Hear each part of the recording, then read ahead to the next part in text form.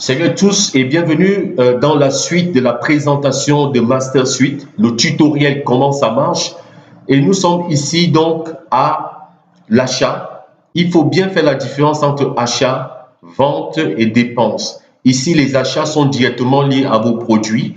Les produits que vous achetez, vous mettez une marge bénéficiaire, vous mettez une taxe et un coût de vente pour dégager un bénéfice. Comment ajouter donc un achat? Nous vendons par exemple ici de la bouffe. Nous allons acheter par exemple de la viande. Il faut pouvoir créer donc cet achat-là. Et comment ça marche? Il faut cliquer tout simplement ici, ajouter un achat. Nous pouvons choisir un fournisseur si nous avons déjà un fournisseur, tel que je vous ai expliqué dans l'ajout des fournisseurs. Nous avons ici, nous pouvons ajouter un numéro de référence, la date, ou encore donner un statut à notre achat. Qu'est-ce que nous faisons? L'achat est reçu ou bien c'est en attente ou bien c'est une commande que nous venons de faire. Voilà. Et nous allons donc ici soit ajouter un nouveau produit ici si le produit n'existe pas encore dans la base de données. Mais si notre produit existe déjà dans la base de données, nous allons juste faire une recherche ici. Je vais mettre par exemple brochette qui me donne la main sur plusieurs propositions. Donc, je clique par exemple, ce que je vais acheter pour ajouter, c'est des brochettes de viande. Ça, par exemple, c'est juste à titre indicatif. Vous pouvez acheter votre viande en gros, vous la découpez, vous mettez le prix d'achat en gros et vous venez mettre la marge bénéficiaire quand vous avez déjà les brochettes.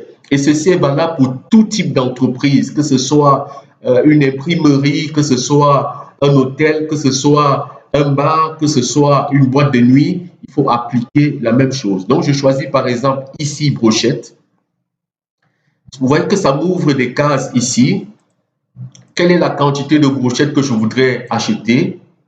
Donc, j'ai fait ces achats pour les ajouter dans mon système de gestion et directement ces achats vont aller dans le stock que j'ai. Alors, je mets ici que je voudrais acheter 20 brochettes. Le coût unitaire de la brochette est à 1500 francs. Ça, c'est le coût d'achat. Et puis, pourcentage d'escompte, on va laisser 0. Le coût unitaire avant impôt, c'est 1500. Quelle est la marge bénéficiaire que je fais par brochette? Ici, c'est moi qui détermine combien me rapporte une brochette. Je mets par exemple ici 25%. Et vous voyez que quand je mets 25%, ça me donne directement le prix de vente ici. Et ça va également me donner le bénéfice et ça va permettre donc au logiciel de calculer mon bénéfice ou de calculer les pertes. OK. Et on va aller plus loin. Est-ce qu'il y a eu une remise pendant mes achats? S'il y a eu une remise fixe, je mets par exemple qu'il y a la remise de 10% ou alors la remise de 1000 francs CFA. OK. La taxe, est-ce qu'on a eu une taxe? Si on n'a pas eu de taxe sur l'achat, on va laisser vide. Les délais d'expédition, les frais d'expédition, est-ce qu'il y a eu des frais d'expédition? Ça dépend si vous achetez avec et on expédie. Donc, on vous a mis le coût du transport. On peut mettre par exemple ici 2000 francs. Vous voyez qu'au fur et à mesure, on a le total qui revient à 31 000 francs. Et ceci parce qu'en fait, ça va calculer automatiquement tous ces coûts-là pour pouvoir nous dégager à la fin, quand nous serons au rapport de bénéfices ou alors les rapports de pertes, ça va nous dégager tous ces rapports-là.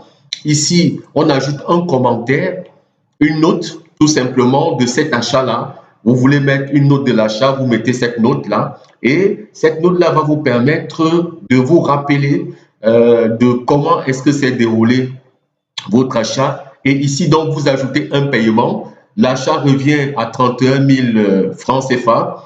Vous ajoutez par exemple un paiement. Vous avez fait le paiement de 31 000 francs CFA. Mais si vous faites par exemple ici le paiement de 25 000, vous voyez, c'est montant dû. C'est-à-dire que vous devez ce montant-là, vous ne l'avez pas encore payé. Vous pouvez même le laisser en montant dû. Ça veut dire que c'est un montant que vous devez dégager plus tard. C'est-à-dire que vous avez pris la marchandise, par exemple, à crédit. Dans notre cas, on fait par exemple le montant à 25 000 francs. Le mode de paiement, c'est espèce. On met une note ici, tout simplement, et on met sauvegarder. Vous voyez que ici, quand j'ai mis 25 000 là, ici, le paiement dû est de 6 000 francs. Donc, vous devez 6 000 francs à payer. Tout simplement, on met sauvegarder. OK.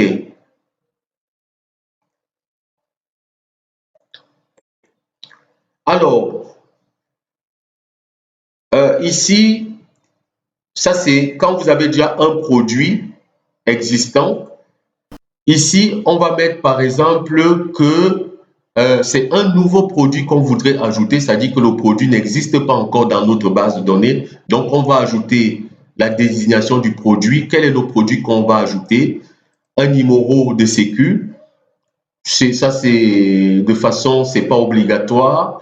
Ici, les différentes unités telles que je vous ai montré de comment ajouter un produit. C'est la même procédure qu'on va faire ici, la limitation de stock, le poids, ainsi de suite. Vous voyez, ça nous donne la même feuille que l'ajout de produit et on va donc automatiquement ajouter, faire un achat. Nous allons faire un achat et ajouter automatiquement un produit.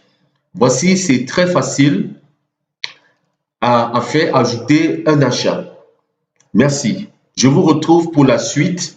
Nous allons passer directement aux ventes.